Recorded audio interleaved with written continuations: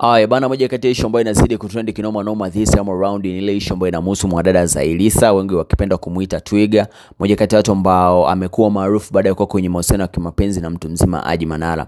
This time around as you know kwamba wadada wengi wamekuwa wakipenda issue tofauti ambazo zinahusiana na urembo, lakini kwa upande wa mtu mzima Zailisa ameamua kuelekeza urembo wake kwenye upande wa kutoboa ulimi, ambapo ametoboa ulimi na kuweza kuweka kipini. Kupitia katika ukurasa wake wa Instagram, mtu mzima Zailisa ameweza kuwaonesha mashabiki zake the way ambavyo ameweza kutoboa ulimi kupitia kwa Dr. Matobo. As you know, mtu mzima Zailisa ni moja kati ya dada ambao wana mvuto fulani hivi safi, na watu wengi wanasema si sawa kwa mtu kuweza kutoboa ulimi kwa sababu inaweza kaja kumletea madhara tofauti ya kiafya.